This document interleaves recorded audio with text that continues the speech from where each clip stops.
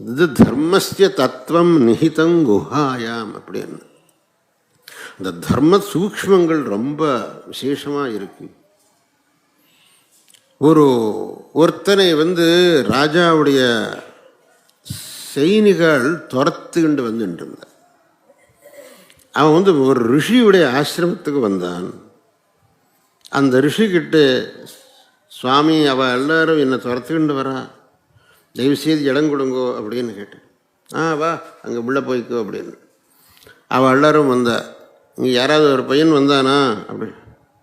இல்லையப்பா இங்கே யாரும் வரலையே அப்படின்னு ரிஷி சொல்லிவிட்டார். அப்போ அந்த ரிஷி சொன்னது சரிதான் அப்படின்னு சாஸ்திரம் சொல்கிறது.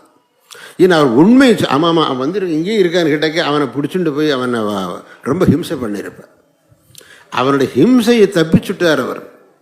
அதுக்காக அவர் அந்த ஒரு வார்த்தை சொன்னது அது ஒன்றும் பரவாயில்லைங்கிறது சாஸ்திரம்.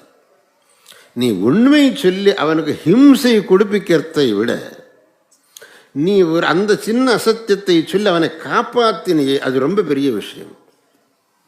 இதுதான் தர்ம சூக்ஷ்மம். அதே போல் அந்த சமயத்திலே அசத்தியம் எப்படி தர்மமாச்சு, மீதி சமயத்தில் அசத்தியம் எப்படி அதர்மமாகிறது, அதெல்லாம் தர்ம சூக்ஷ்மங்கள்.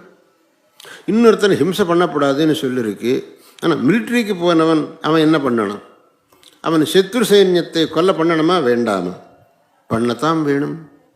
அதுக்காக தான் அவன் இருக்கான்.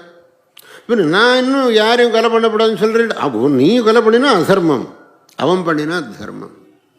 அது எப்படி? அவனுக்கு ஒரு சாஸ்திரம் எனக்கு ஒரு சாஸ்திரமா? அப்படி தான் அவனுடைய தர்மம் அது. பகவான் அர்ஜுனனுக்கு என்ன சொன்னார்? நீ இப்போ யுத்தம் செய், இது உன்னுடைய தர்மம். அர்ஜுன் இத்தனை பேர் கொல்லணுமே, என்னால் முடியலை, சாத்தியமில்லை அப்படின்னு நான். அவனுக்கு பகவான் சொன்னது தப்பு, நீ நினைக்கிறது தப்பு, இது உனக்கு மகாபாகியம், இது உனக்கு கிடைச்சது. எதிர்ச்சையா சோபபன்னம் ஸ்வர்கத்வாரம் அபாவிருத்தம் சுஹினா க்ஷத்ரியா பார்த்தா லபந்தி யுத்தமீதிருஷ்யம். ரொம்ப அதிர்ஷ்டசாலிகளுக்கு தான் இந்த அவகாசம் கிடைக்கண்டாப்பா. உனக்கு கிடைச்சிருக்கு, கிடைச்ச அவகாசத்தை விடாது. அந்த டயத்தில் யுத்த பூமியில் இருக்கிறவன் யுத்தம் பண்ணுறது அவருடைய தர்மம். ஆனால் இந்தண்ட வந்துவிட்டு இன்னொருத்தர் ஒரு அடி கொடுத்தாலும் அது அதர்மம், அது அதர்மம்.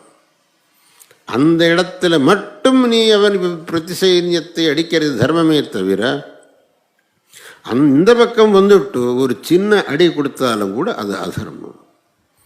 இப்போ ஏற்பட்ட தர்ம சூக்ஷ்மங்கள் இருக்கு. இந்த தர்ம சூக்ஷ்மங்களை நாம் புரிஞ்சுக்கணும். ஞாத்வா சாஸ்திரவிதானோக்தம் கர்ம கர்த்துமிஹார்ஹசி.